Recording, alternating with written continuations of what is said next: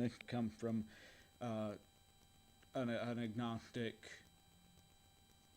sort of person, if I had to put a label on it. But the idea that people seem to have almost a need to believe in a higher power, and that in and of itself is debatable. And you might want to take that and say, no, clearly people do not have a need to believe in a higher power, but it seems to be something that's arisen very commonly in lots of different civilizations to believe in some kind of deity, guiding force to the universe, and where people want to know where that comes from if that's not the case. Um, and I would, well, I have another question that somewhat relates to that, but I want to just let that stand first as the question. Okay, thanks, Joseph. So he said need to believe. Clearly, need to me implies to survive.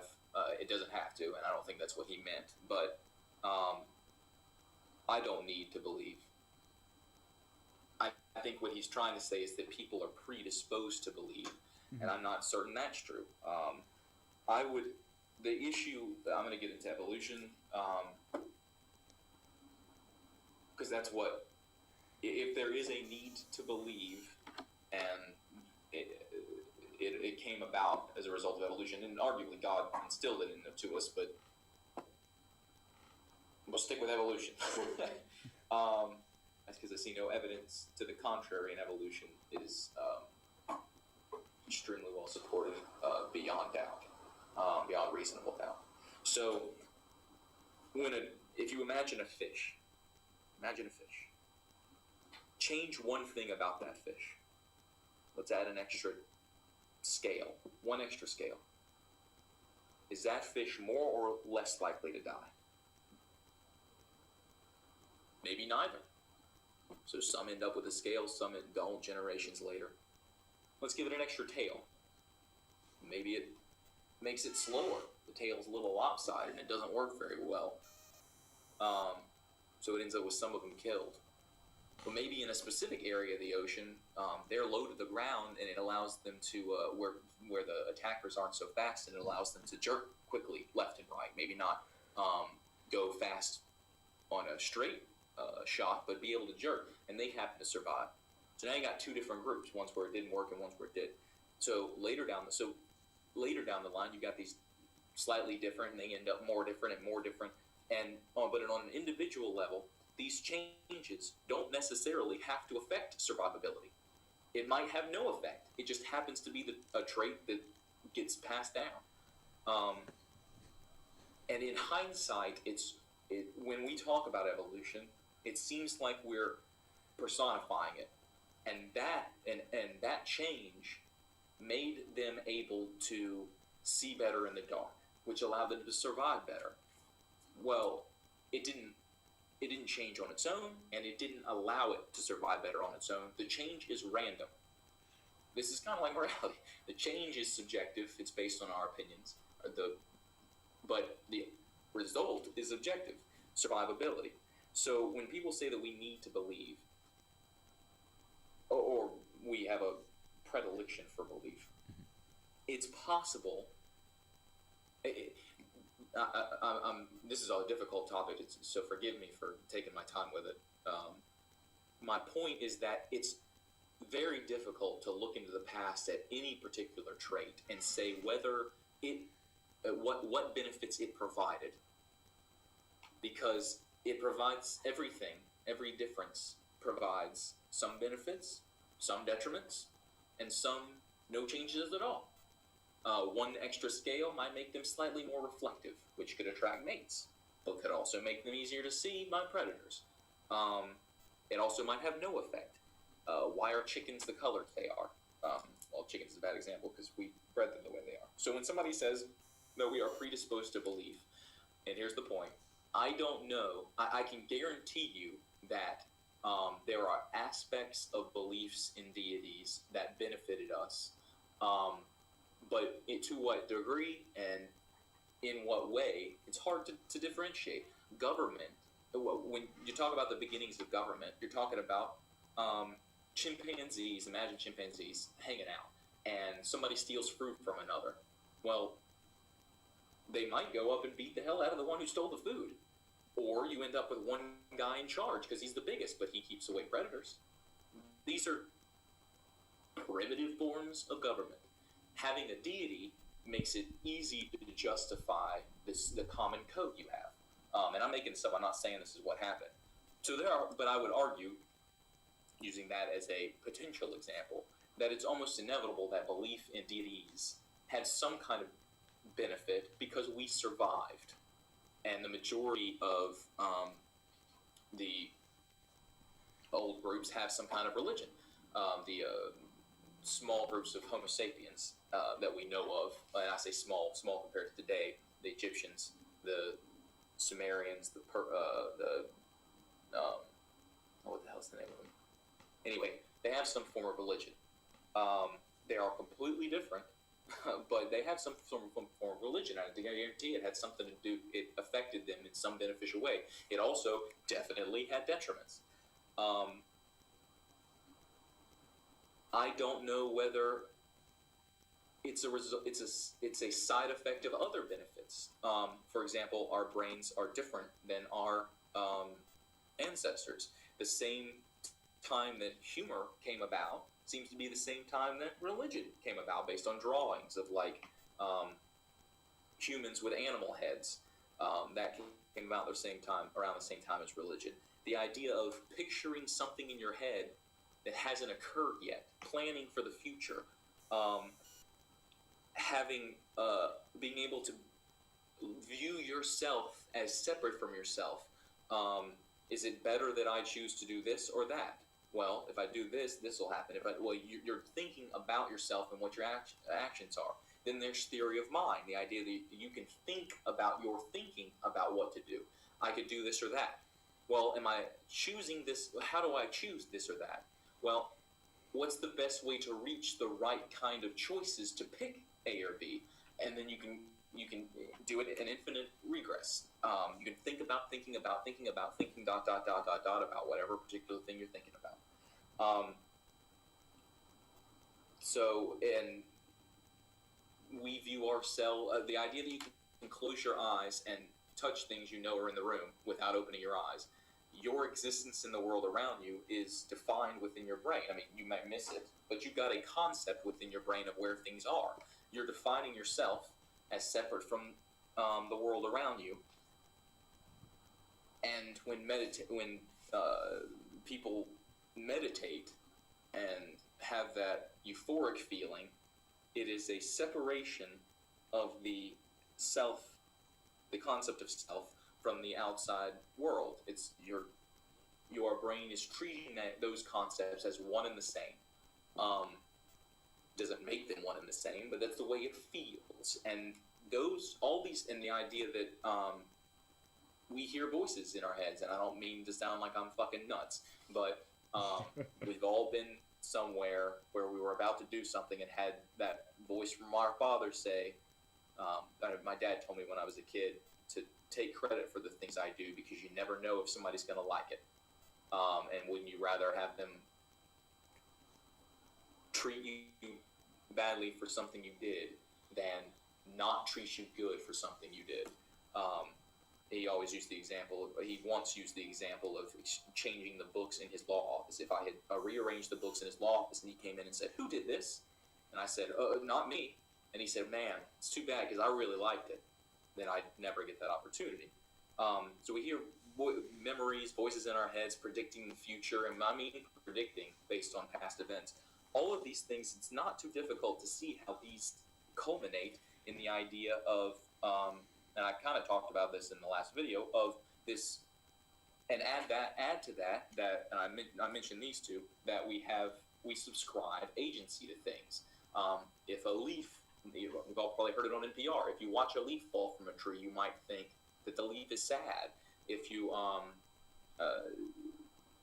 and the point is, if you were in the jungle and you heard some rustle in the bushes, you are more likely to survive if you presume it is a predator. because the one time out of 10 that it actually is, you'll be prepared, and the other one won't.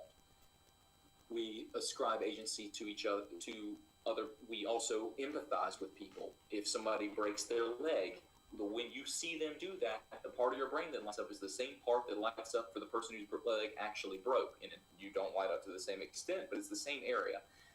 So the concept of having an imagination, of seeing things that aren't, of being able to image things that aren't real, of having an inner voice, of being separate from the world around you, and from ascribing agency to things and empathizing, it's not too difficult to see how when an earthquake happens and a child dies, that you think that was, somebody did that to me. And then it's not too difficult to think about how generations later, comfort is provided by somebody saying, somebody did that to you, and they did it for your betterment. They did it for that child's betterment. When people go on the news, and this is few and far between, and say, God did that to spite us for fill in the blank reason, it's because God wants us to be better, and we're not being the better he wants us to be, even though he's killing innocent people. And I'm not saying that that's the viewer's opinion, but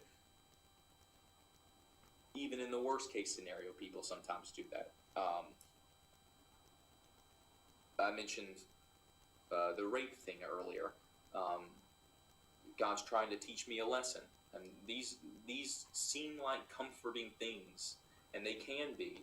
They can also be really detrimental, and I would argue that they are. That better conclusions, better psychology on every level are reached through a lack of deity. So when you say a need to believe, I don't think it's a need, because I think you don't need it to survive, you don't need it for your sanity, and in my opinion, you're better off without it.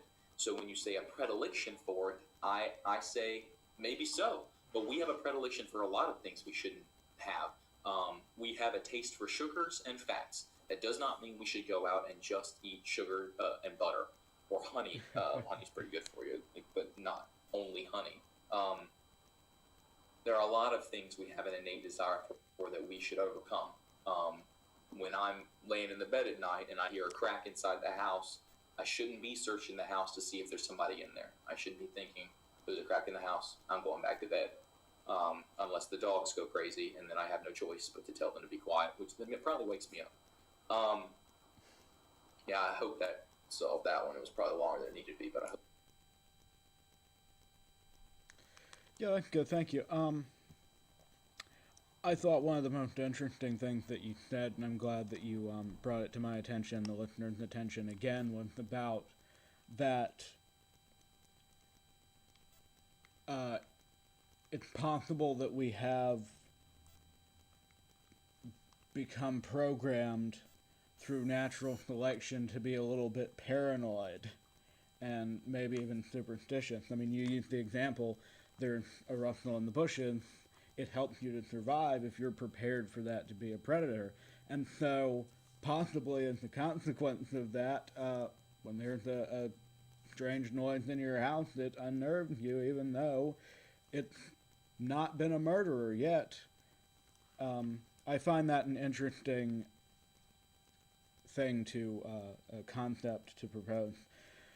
Now, a question that I have, because that's all the questions from listeners for now, but a question that I have that I think might be a little lighter, a little easier to answer is about atheistic religions and what they say about people who practice them.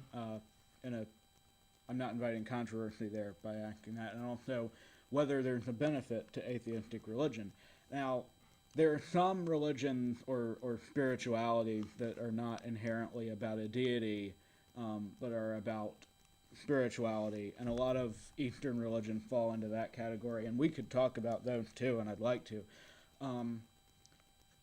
What I want to ask about first is I'm seeing a, maybe not large enough to call it a trend, but there's definitely groups out there that will start religious organizations for various reasons that are not actually religious in the sense that most people would define them. And I have the two most prominent examples of that are really popular in the media, and there's a third that I've heard of, but I don't mean to compare these and say that they're all the same thing. But one thing is, there's I believe it is, a satirical group, Pastafarianism, to play on, the name is to play on Rastafarianism. They've replaced the R with a P. They say they believe that everything was created by the flying spaghetti monster. They say ramen instead of amen in some instances. And it was created by people who were not religious to make a satire and say, okay, this is no more absurd than any other religion that's out there. And in some cases, they've actually gotten, authorities to acknowledge this is a religion for all intents and purposes, so it gets the same treatment as a religion. More controversially, I could point to Satanism, organized Satanism, at least in the U.S., and there's arguments as to whether other forms of any actual devil worship existing in a significant way is debated even. But Satanism, organized Satanism, actually is just about free will of people, free choice of people. It's based on the concept, the metaphor of the rebellion against God that I think you mentioned is portrayed in Paradise Lost to an extent. Satanism, actually, one of its main tenets is that the belief in the supernatural is not a normal thing with any evidence for it. And so Satanists don't believe in God or the devil, and they don't worship anything, but they use that symbolism and that language to convey what they mean about total freedom to do whatever you want, so long as you're not causing significant harm. And then the third example is, I think in the UK there was actually it was called an atheist church, and it was a church-like place where every week a group of atheists would gather, and they would have, for all intents and purposes, a church service, but without any religion. They had someone talk about science, and they might have sung songs together that had no religious meaning, I'm not sure. But I'm talking a lot here, but basically I wanted to point out and explore the idea of non-religious religions and ask you if you see any benefit to that.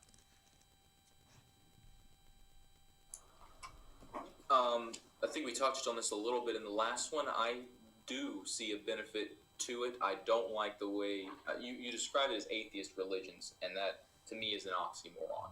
Mm-hmm.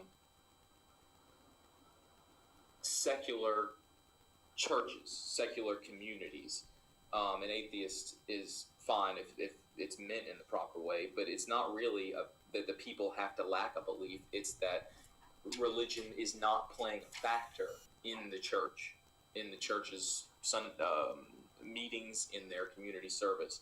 And I mentioned this in the last one. I think one of the main issues that people are and there's not a good way to fix this, in my opinion, except for the organizations you're talking about. For small communities, I live in South Carolina, so in small communities, church is a big deal. It's where you see everybody. It's where you see your neighbors. It's where you get the feeling that you're one group. It's where you go if you need help. But that's not, in my opinion, religion. It's clear it's not. People may be doing it for reasons that derive from religion, but that's not the only reason to do it. And I think there's more easily reached, or how do I put this? A more all-encompassingly good doctrine derived from secular communal organizations than other ones. A lot of churches are just taking money from people. But so first, I'd like to say I don't like the term religion there. They're not atheist religions. At least the churches you're talking about are not. They're atheists. They're secular communities, secular churches, and I think that those are great. And a lot of them are not saying you have to be an atheist to come there. That's not the point. The point is we want to provide that communal aspect. We want to provide the charity, local and more than that, stripped of the need to convince people that you're right. Have things for kids to do on the weekend. These are things that daycare. I mean, if you, in all sincerity, if you want daycare in Columbia, South Carolina, where I live, if you want daycare, then you better book it 3, 4, 5 years in advance, or you better join a church. Those are your options, or have a boatload of freaking money.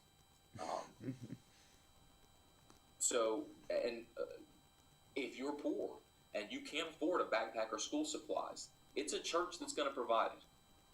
That's not because atheists don't want to. If you look up atheists, the amount of money that atheists give to charity, it's slightly more than religious people. Slightly more based on per capita, per individual. And the point was not that they do it more. The point is that it's comparable. That people don't donate more because they're religious, and that atheist secular groups can provide the same kind of stuff. So that aspect of it I love, and the reason I said that it's important and that I don't know how this is done is that will be the strangle if religion is ultimately on the decline, and I would like it to be. No one should be forced to not believe it, but I think that we're benefited by not having as much religion. There should never be a law against it. Congress shall make no law respecting the establishment of religion or abridging the free exercise thereof, and that is a fantastic first part of the First Amendment, and it should be held. And we'll get to that partly with Satanism in a minute. That's not to say that it's not preferred in my mind. Not that there should be no laws saying that people can't believe a certain thing. There should be no laws saying the state agrees with fill in the blank religion or lack thereof. You treat everybody equally in the eyes of the law. So, but I would prefer a world that slowly chose on an individual basis to strip themselves of religion. And Could I? In order, yeah. I'd just like to remind listeners again of a comment that you made in the previous interview, and I think you basically covered it just there, but I just want to make sure that your meaning is clear. When you say you are definitely saying we should have, in your view, less religion, will benefit as a society from less religion, but you're also saying we should not force that change to happen.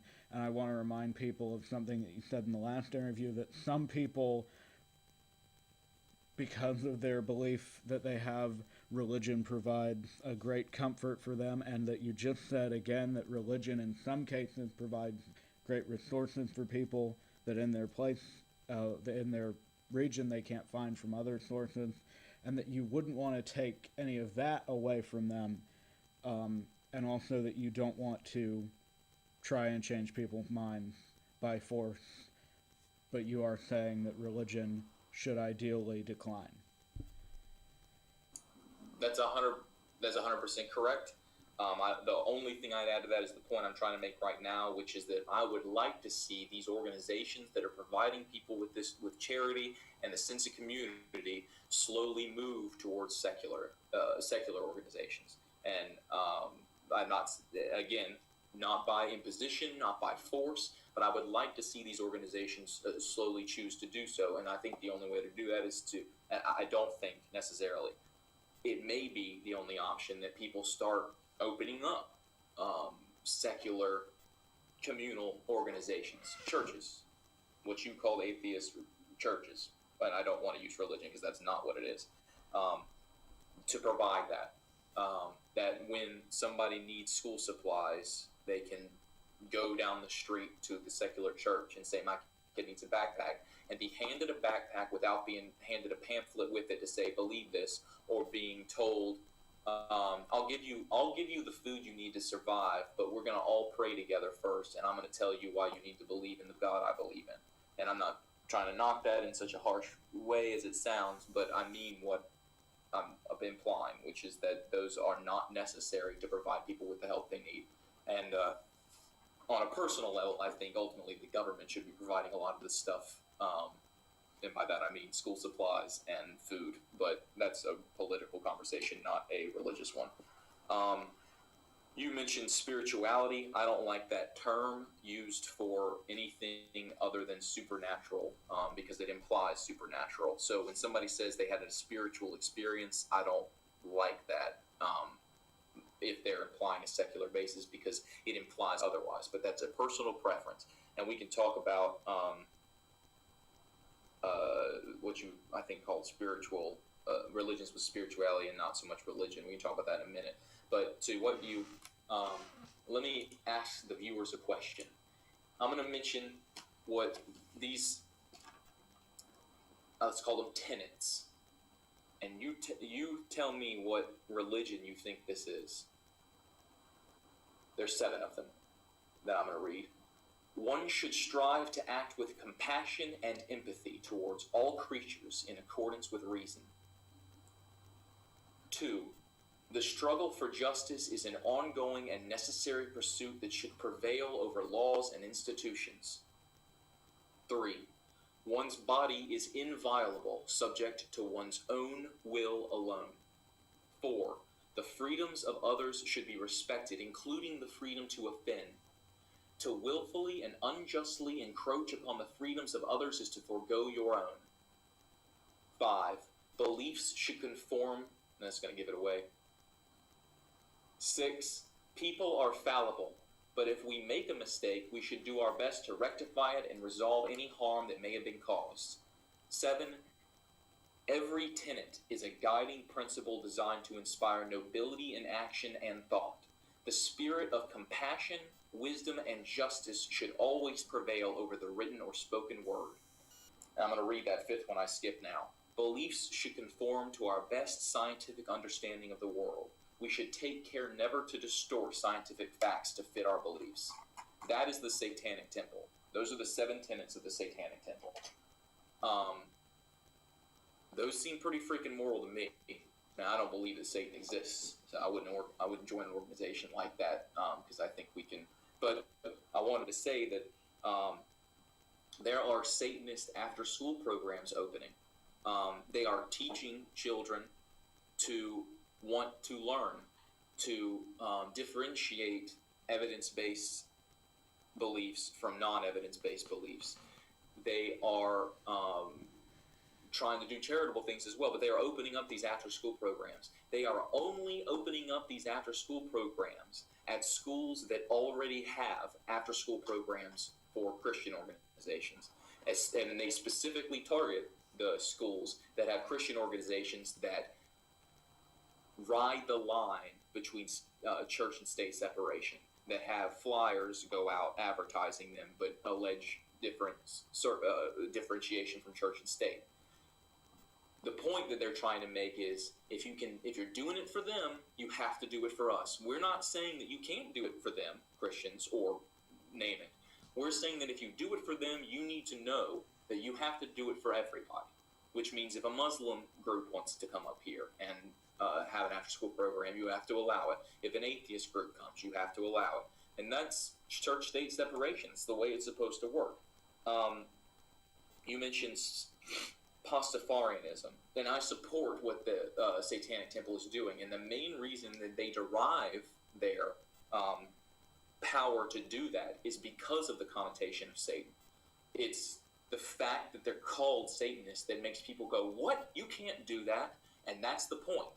Because when somebody like me who doesn't believe in a particular religion, Christianity, sees a school towing that line and arguably advertising Christian missionary stuff, or a teacher telling their children after school that, and again, I'm talking about towing the line, telling children after school that they should come to the church service that we're having on Tuesdays after school.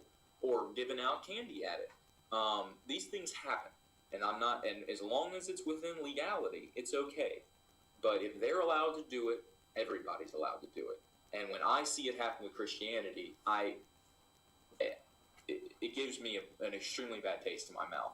The only reason the Satanism stuff doesn't is because A, I think that their tenets are way more reasonable, but B, because their whole point is that you have to do it to everybody or nobody. You mentioned Pastafarianism. The whole reason that Pastafarianism was created was to point out the special treatment that certain religions, Christianity, get. It was created in Kansas because the school board was making it so that they were teaching creationism in the school alongside, I say alongside, they weren't really teaching evolution, they were going, and here's what evolution is, 2 minutes. But we all know creationism is a thing, and they teach creationism. Which creationism are you going to choose? The Norse gods believe that there's this huge thing called Gununga Gap, infinite hole, and on the left side was ice, swirling ice, and on the right side was fire, and in the middle they met and created these ice crystals, which landed. And I mean, or the Native American, particular Native American group that believes that there was a turtle that went down to the bottom of an infinite ocean, of a near infinite ocean, and brought dirt up on its back, and that's where it's. I mean, which creation are we doing? And this guy's point, the guy who created Pastafarianism, was to show the school board how that's not fair. So he made up Pastafarianism and said, if you're going to teach theirs, you have to teach mine. So he created Pastafarianism, which is the flying spaghetti monster thing, and that started from the Teach the Controversy movement. Okay, what controversy? Because there are infinite controversies. They also are pretty funny. There are people that have made a point about, and I agree with it, if you're a Muslim, I'm making this point on my own, if you're a Muslim, a particular sect of Islam requires beards of a certain length. There are prisons that don't allow beards. But if you're a Muslim of a particular Islamic faith or other faiths, certain Christian faiths, you can have a religious exemption to have a beard so long. Now they still cut it off. You can't have a beard longer than a certain length. But they still allow you to have longer than everybody else it has. I don't think that makes any sense. I think that if you're going to make it so that certain people get to have it 10 inches long and no more, then everybody gets to have it 10 inches more long and no more. It doesn't make any sense to me for somebody to get more advantages than somebody else.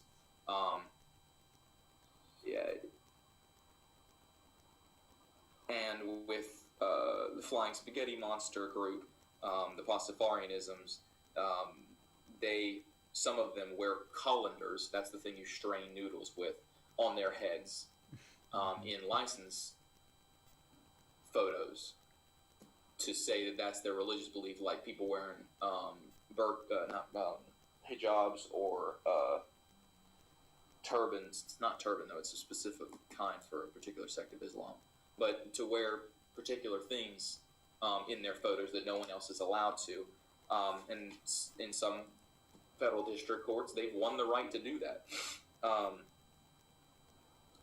I think that's the majority of what you said. Go for it. All right. Well, I believe that we've covered pretty much everything I wanted to cover, and we've taken up pretty much the time that I like these things to run. So I want to draw it to a close. I'm sure later I'll think of a better question and kick myself for it. But I did mention religions. I first of all want to apologize for the use of the term atheist religion to describe secular organizations like that. Religion is kind of a misnomer because it implies, if not denotes, the belief in the supernatural. I did mention things that are atheistic or less God-centered religions that are more like spirituality, where there's a belief in the supernatural but not in a deity per se. And I could go into that, but I think that having that conversation now, I think, is not necessary because you've covered your point of view when it comes to spirituality, deity, supernatural, basically the whole thing. I had someone ask me, when I said I was going to have an atheist on, they said, "Are you going to ask, like, basically why?" No, it was after. It was after I had told them I had just had an atheist on, and they said, "Well, did you ask, like, why don't you believe in a god, or was it more subtle than that?" And I said, and then they asked, and why doesn't he, believe in a god? And I said, basically, it's not about belief, for James Johnson. It's not about believing in a god or not believing in a god. It's about believing, period. It's about putting trust in things or making the assumption of something without seeing yourself any reliable evidence. It's about my definition of faith. You're 100% right. It's about a dislike for belief in things without sufficient evidence. All right, thanks. So with that in mind, I don't think that we need to go into the idea of spirituality, because you've already said a number of times that you don't believe in spirits or supernatural experiences or any divine being, so spirituality is kind of a moot point. I do want to add that I believe people feel like they have these experiences. That there are people who lie about them, but there are people who have these experiences. But whether they're real or not, that's been addressed in previous videos. But yeah. All right, thanks. So that being said, I think. I want to compliment you, by the way. You've done a great job summarizing what we've talked about, and I'm up for this on a regular basis to the extent you'd like to do it. So if there are more questions ultimately you want to ask, I'd be more than happy to come back. I appreciate your Socratic method, wanting to understand. You make it so that it's not so much a dialogue as it is trying to understand the other individuals. I listened to some of your other clips, but that's what you're trying to do. Your goal is not to necessarily have a conversation as much as it is to tease out what somebody's beliefs are. There is a guy, first of all, I wanted to thank you for doing this. I really appreciate it. To thank the listeners who are not only listening to you, but listening to the ones in which I appear, and also to the commenters, though I may have, I always probably overemphasize this, but I can be rude, and I hope I was not. But regardless of how kind or rude I was, and I don't think I was overtly rude, but there may be subtle rudeness in there that I'm not aware of, and I apologize for it. But thank y'all for commenting. It's great that y'all are wanting the dialogue. So thanks to them and the listeners, and to you, Joseph. I wanted to mention ironchariots.org. That's it's kind of a wiki page for atheism tenets, and if you have a reason that you believe in a deity, that's a great place to go to see where an atheist would come in their response. ironchariots.org, and it comes from a verse in the Bible where God's people are fighting. God's basically allowing these people to win against all these different enemies, and then it says, but God couldn't defeat the so-and-sos because they were riding iron chariots. It's meant to be funny. Anyway, check that out. And there's also another guy I know who does something similar to what you do, but he has more of a goal, which is to get people to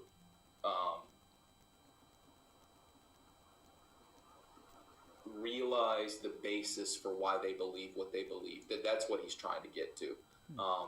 Whether that means they just state it or they have some kind of epiphany, he's trying to get people to understand their own belief justification.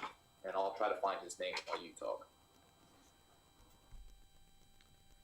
All right, so I want to just thank you very much for your time in doing this and saying all of that. I appreciate your participation. I appreciate listeners. I appreciate commenters. And the offer to do this again, I very well may take you up on that. I know I've mentioned before, I do ask. There's an open invitation to anybody who's been a guest who wants to come back and say something else. That they're more than welcome to do that, and especially if I have more questions, um, I there's a high probability that I'll have you on again in the future. Um, Very soon, I am gonna have some repeat guests. I'm actually gonna have two people who have been guests before. Hopefully, get on and have a discussion with each other to kind of give a little bit of variety.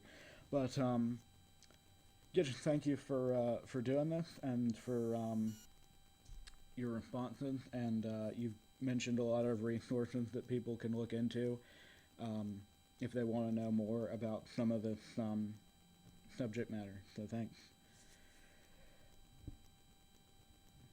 Absolutely, and that guy I mentioned, his name is Anthony Magnabosco, Magnabosco. Anthony Magnabosco. He's an atheist, and he does videos like he does interviews like yours, but with more of a directed path. He's trying to put people on. I also want to say that my YouTube channel, James of Thrones. If you look up James Johnson, ASOIAF, that's a Song of Ice and Fire, it'll be the first one to pop up. It's usually me and my mom. And that if you go, there are discussions where I'm talking about particular episodes with other people. Don't watch those. Those are for episode reviews right after they come out. Watch the ones where it's just me and my mama or just me talking. All right. Thanks again, and I think we can conclude it there. And as always, thank everybody for listening. Check back next week for the commentary, and check out his YouTube channel, James of Thrones. All right.